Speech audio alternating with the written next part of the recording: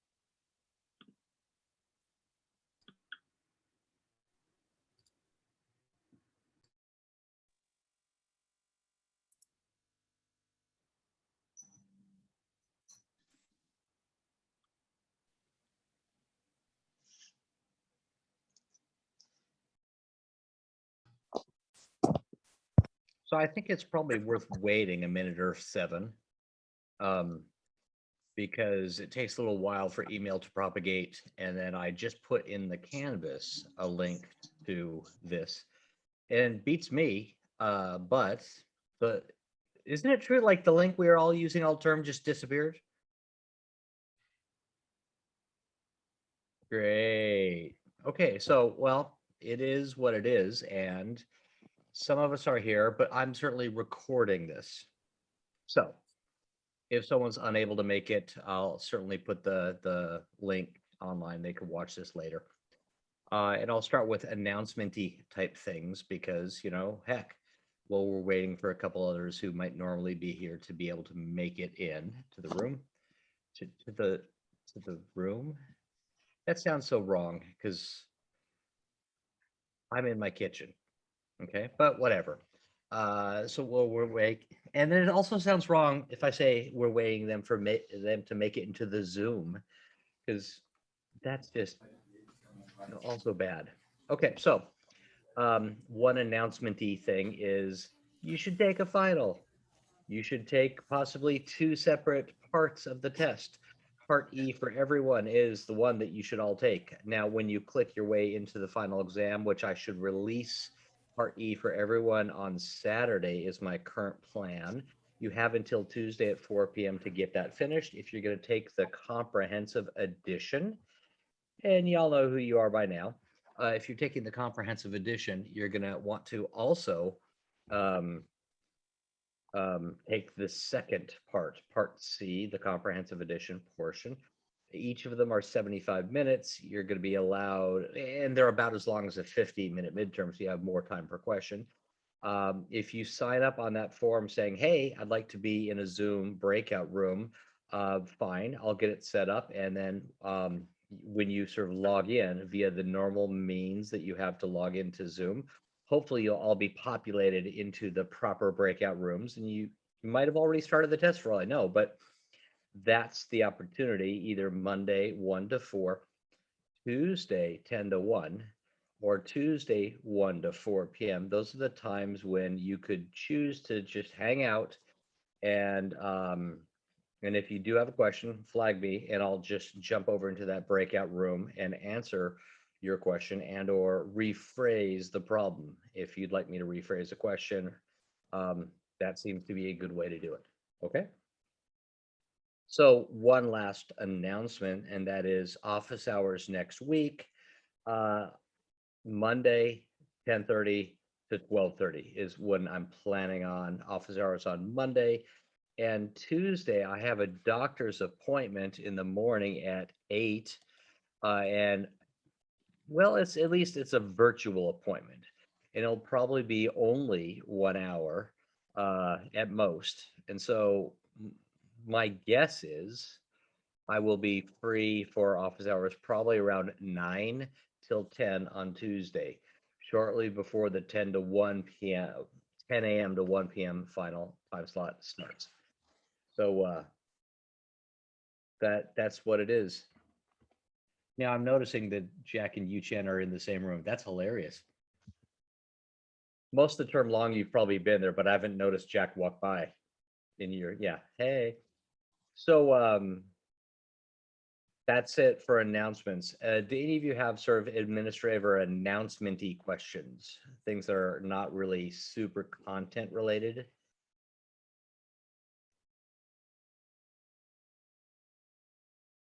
Okay, how about content related questions? And I have the sample exam in front of me, and I think I put the sample exam online yesterday. And when I did that, there should be the answers as well. Okay. Those are one way of writing out answers. If you've looked that over and said, yeah, I could want to clarify something, this is really the best purpose for that. Okay, so let's go over any questions you might want to on that sample final exam, or if there are any issues in general about statistics, what we've covered this term, big picture items or minutia, anything in that realm is absolutely fine. So questions?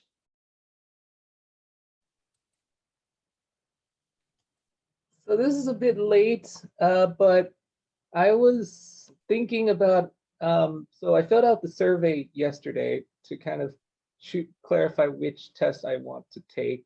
But I wanted to know, how do you like verify that like I chose this test? So that's why I don't accidentally like do both. Oh, there it is. Never mind. Perfect.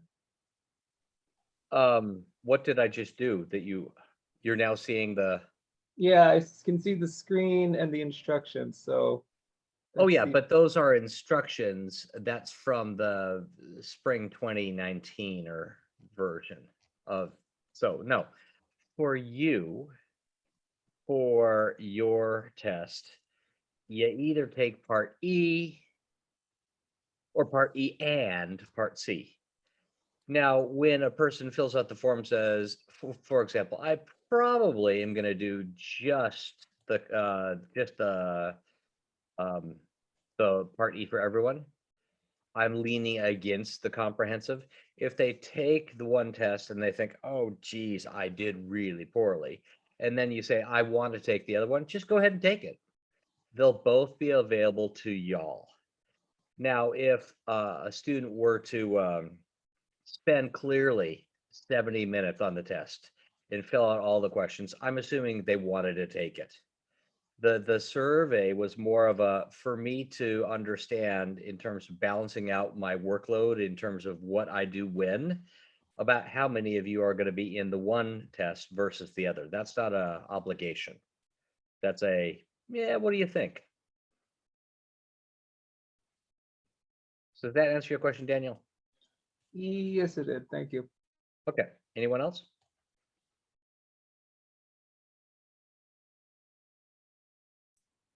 Can I ask question about the exam?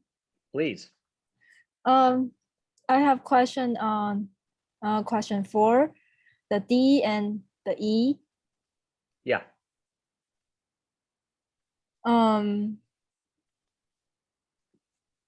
I just don't know how to do it. Okay, so let's look at D first, and then and so I'm going to sort of highlight D, or sort of say here, D is what we're going to focus on, and that's related to analyses that are later in the exam. Now, if you were taking this test, you have access to the actual data sets in the same way the students who took this test did. I just didn't put this data set online for you. Mhm. But we want to know if the island is taller, okay, would there be a larger number of species? So think positive relationship, controlling for the other explanatory variables. So these are the Galapagos data. Let's go down to the Galapagos data output. There's an extra blank page apparently. Okay, so Galapagos data output. Okay, so if I was using the effects test right there, the effects test corresponds to adjusted sums of squares, controlling for absolutely everything else. Okay. I'm wondering about the elevation of the island, whether the elevation of the island is related to the number of species, because the response variable is some variant of the number of species. And I have a F ratio of 6.5 with a p-value of 0.00020. Yeah. So if you look upstairs in the parameter estimates where it says log 10 elevation, right? You have again the same p-value 0.0208. Indeed, that is the parameter estimates. It's always presenting a conditional analysis. Here's the slope for this variable, controlling for the effects of all of the other variables. Okay, so this slope is positive, and it's statistically significantly positive, but that's a two-tailed p-value. The two tails taken together are 0.0208. So in each tail, 0.0104, that is your p-value for the directional alternative hypothesis, that the greater the elevation of the island, the more species you have. And for people who are into, you know, plants and animals and biology and ecology sort of stuff, they're thinking, well, yeah, the higher the hill is on an island, yeah, it's going to have different temporal zones. You know, up at the very top, it's going to be maybe a bit colder and more foggy than down right near the water. Okay, so it's different sorts of critters would be evolving in the Galapagos Islands, up high as down low. So yeah, maybe more species in total. Even with the same area, if you have a mountain in the middle of your island, you're going to have more species than a flat island of the same surface area.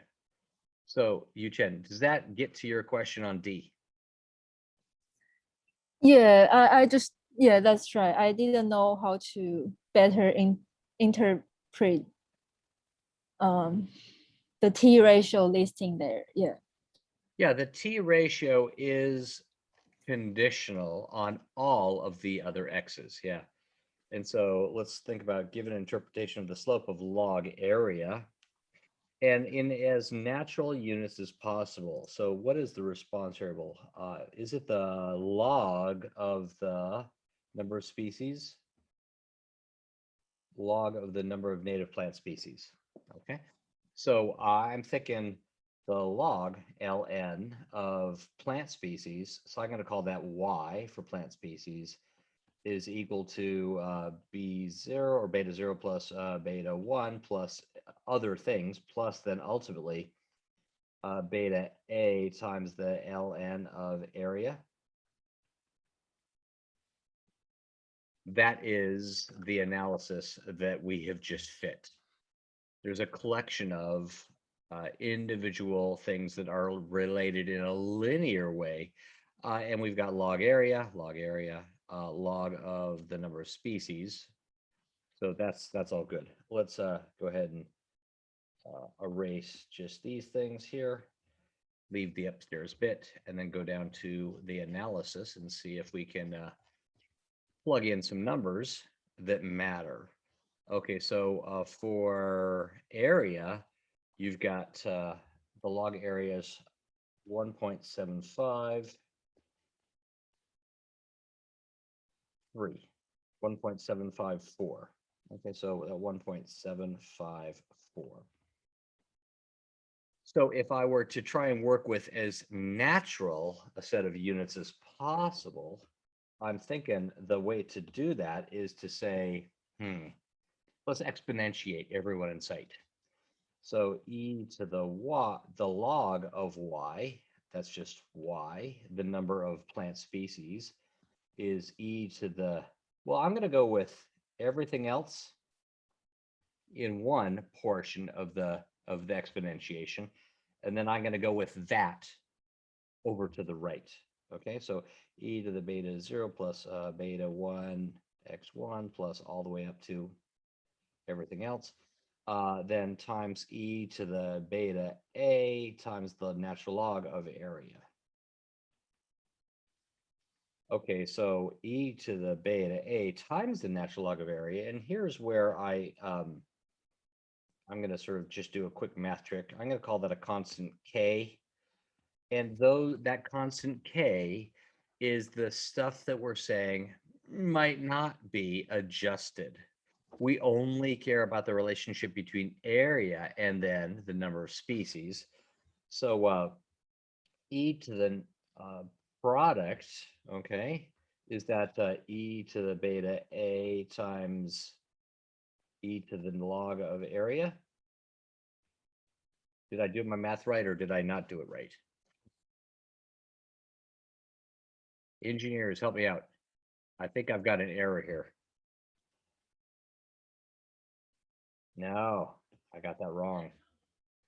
I was hoping the engineers would help me out here, but none of them you jumped in. Okay, so what I have is area in some way. Shoot, I forget my natural log rules, but area to the power beta a. Now, what do I need to do better? Fix my math error.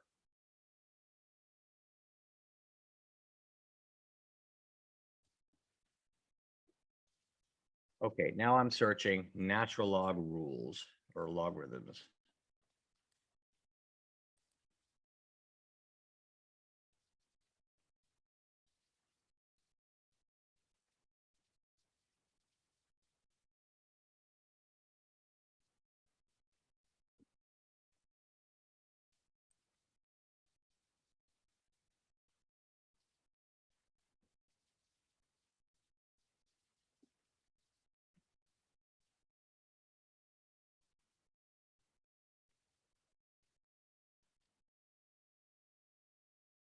Okay, I'm not getting a quick answer, but it's something along these lines. Daniel's looking puzzled. Maybe because my math is bad. But okay, do we? Yeah. No. Okay, I'm gonna have to work this out later. Okay, just for my own curiosity, because I'm a little bit worried here, but it is essentially a multiplicative model that we have, because notice how that constant k times area in some fashion is related to y. Now, there may be something else going on over in this portion where it says area. I have it, I think, wrong. But e to the something power something with a log of area, we know area has to be down in the denominator here, but whether it's raised to the power a or e to the beta a or what, I am not so sure at the moment. So I'm going to look that one up later. It might even be in the answers. Okay, but I'm thinking if that were 1.75, the area, and if that were, supposing for the moment it was 2, area squared is related to the number of species in a multiplicative fashion. Okay, so conceptually, the area of the island itself is not proportional to the number of species. It's an area to some power that's greater than 1 that's proportional to the number of species. That's how I'm viewing this for the moment. Okay, so Yu-Chen, I stumbled through parts of my answer, but the parts that matter for the sake of this class, I think I got right. Are you happy with that, or do you want to ask for a follow-up or clarifying question? I'm okay, thank you. Okay, anyone else? Fix my math, please.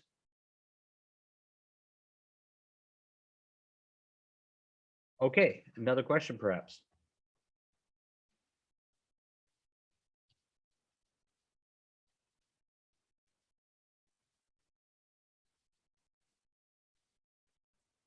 I have a more general question. Please. On exam 2, there were a few that I got maybe 4 out of 5 on, that I think I had mostly right, but I'm curious, are you looking for keywords or maybe just more description, or what is the difference between like a 4 out of 5 and a 5 out of 5? Okay, so yeah. 5 out of 5 is perfect or darn near it. 4 out of 5 is there's some real big concept that was not quite correctly captured, expressed, or explained.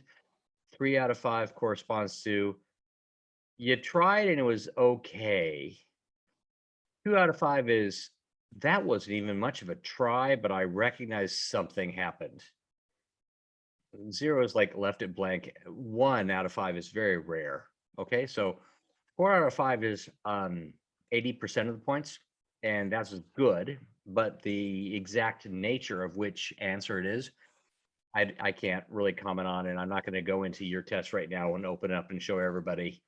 But if you have a couple particular ones that you'd like me to comment on, let me know, hey, why was this a 4 out of 5 as opposed to a 5 out of 5 answer? Because identifying that is really helpful. Yeah. Okay, so just try to hit the big concepts and give some details. That I cannot say is sufficient. Correctly do it. Yes. Okay, thank And you. so what I'm thinking is on your particular test, if you didn't get 5 out of 5 on a particular problem, that's a great office hours conversation, or nowadays email seems to be what a lot of students prefer because office hours are locked into certain time windows and email is reasonable as well. So a good place to go is email too. Sounds good, thanks. Mhm.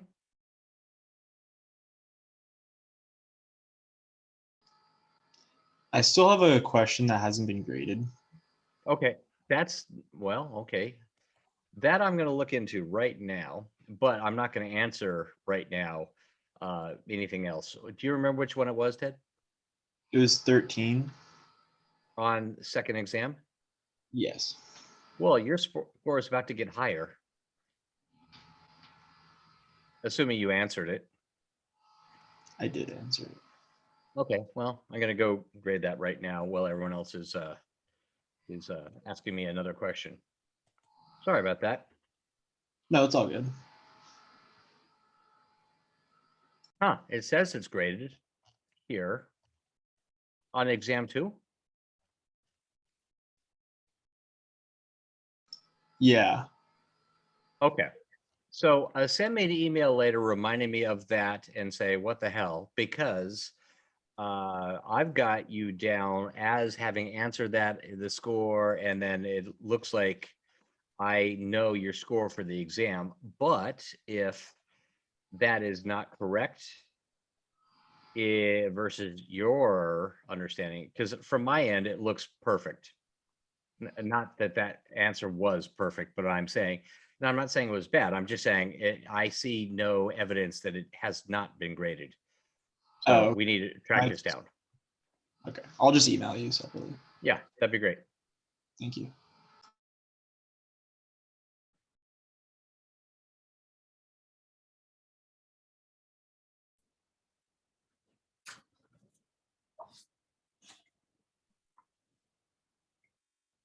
If nobody have question, I have another. Sounds good to me. Please explain the concept of centering again. Yes, love it. Yeah.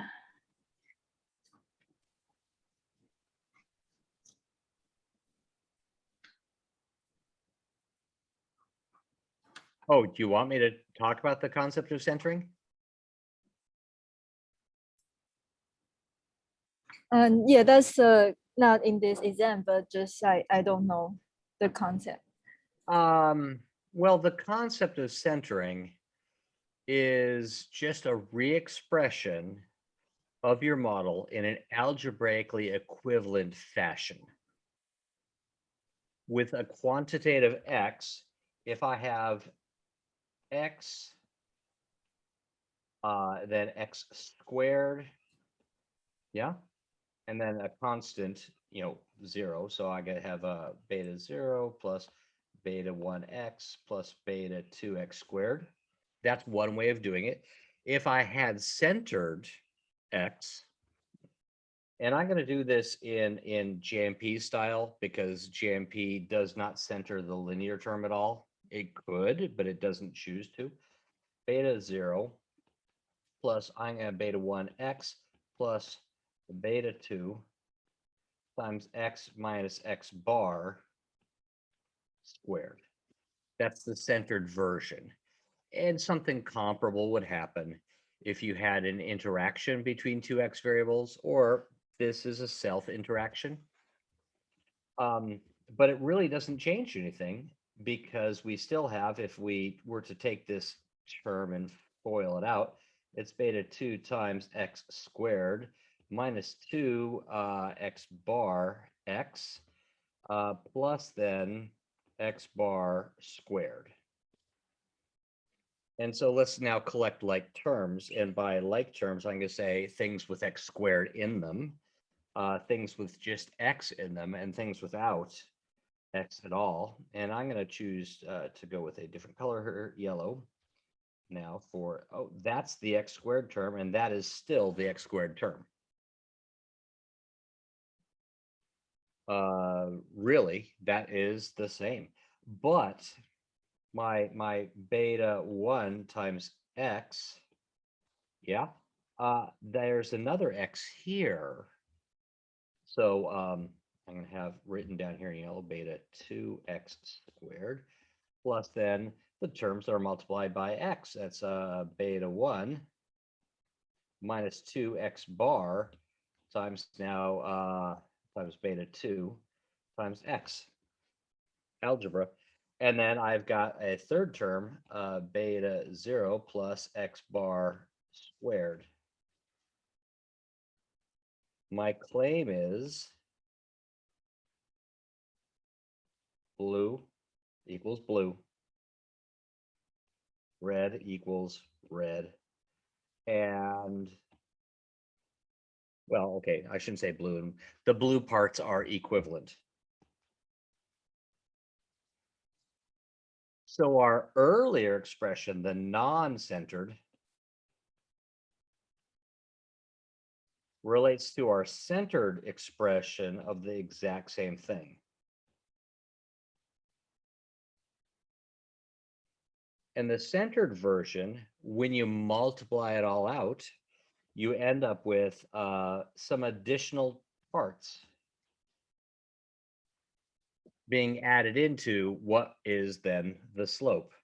So if you will, when you center something and then make it a quadratic model, beta 2 remains the same.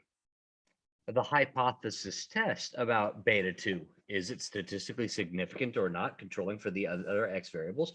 It remains the same. But the intercept that's reported will change. Yeah, literally take the old intercept, the non-centered version of the model's intercept, and then to that you would add the average of that x squared to get the new intercept. Similarly, the term beta 1 is going to be adjusted by subtracting away from beta 1 twice x bar times beta 2. But those are the same model. They're the same quadratic relationship. The centering doesn't really change anything about the curvature term or the beta 2 term, but it does change the meaning of the slope of x. Now, you might think, fun with algebra 101. I could do that. Why would I want to? Okay, that's a better question. And so I'm not saying you didn't ask it. I'm saying, I did my thing here. Let's focus on why one would even want to center in the first place. The purpose of centering is if we were to center the analysis, our main effects are going to be closer to the main effects if I had not done the centering. Let's rephrase that, and I'm going to choose to go with black. If I'd fit a model without the square term, no squaring, if I had done that, then you could see the beta 2 being set to 0 eliminates that second portion. The slope for x1, or the slope for x, is closer now to what it used to be. So the centering doesn't affect the curvature term. It means that the slope that we initially had is closer to the slope without the curvature term. It's sort of a nicer way of doing it, I guess. What it boils down to is if you make your model more and more complex, the centering that JMP builds into it by default allows for the more complex versions of your model to have more estimated parameters and thus hypothesis test values similar to or close to what they earlier had been in the earlier analyses. So here it's a long algebraic for story for if I hadn't centered, and then all of a sudden I get an x squared term, the linear term, the beta 1, would be changing dramatically. If I do center and then now add the centered x squared, the beta 1 linear term will not change, which is convenient. So I think that gets to at least a little bit of the algebra behind why we do it, and then the real benefit of it. But Yu-Chin, I'm just guessing that was why you asked. You want to ask a follow-up to clarify, perhaps? Yeah, so I just want to know if there's difference between centering and not centering. Yeah. I'll just say no. Yeah. And in one most basic way. If you care about the more complex model, you can see that beta 2 is the same in each of those two models. Whether we center or not, we're still going to be able to say, there's a curve. Or, yeah, I'm not sure that there's a curve. We might not reject the null hypothesis of no curvature. So in that sense, there is no impact. The centering is inconvenient for doing the algebra by hand. If I want to if I had like categorical explanatory variable and a centered response variable, it makes it harder to do the algebra. But the centered version is nice when you have interactions between quantitative variables. It really does help a lot. It means that you can, within your effects tests, look at the effects of the lower order terms and feel like you have a glimpse at what the truth is, as opposed to the non-centered version where you got this extra nonsense going on downstairs with a -2x bar times beta 2. That gets in the way of interpreting the parameters, and thus the hypothesis test is challenging in the context of this the more complex beta I guess beta 2 times x squared model. Whenever you have those interactions or even a self interaction, the centered version hypothesis testing for the lower order terms is going to be giving you some insight. If you have a non-centered version, all bets are off. No insight whatsoever. Yeah, okay. Yeah, thank you. Yeah, that's a super subtle concept. And one can be completely successful at answering all the questions correctly, even without that. Being really, really, but that's sort of focusing you on the test and, in terms of where you want to prep. There are some real benefits of centering, and I don't want to downplay them. And there are some real drawbacks of it, and I don't want to downplay those drawbacks either, but they usually don't come up a lot until you guys start working on your, research projects. And then it will matter whether you center or not if you have higher order terms and they're quantitative.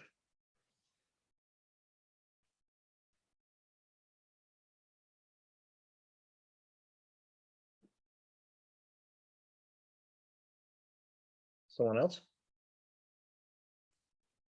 Okay, so I'm going to propose this.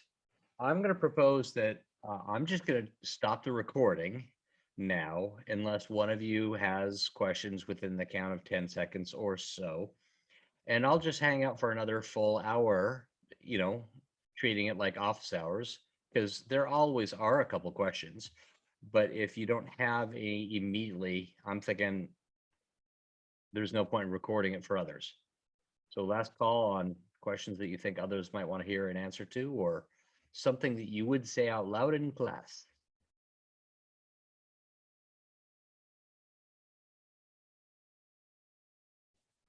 Okay, and if you ask a really good question and I would like to record it for everyone else, I'll ask your permission, after I turn off the recording. And because, there might be a great question that comes up, but I don't want the video to be too long. So I'm stopping the recording now, and if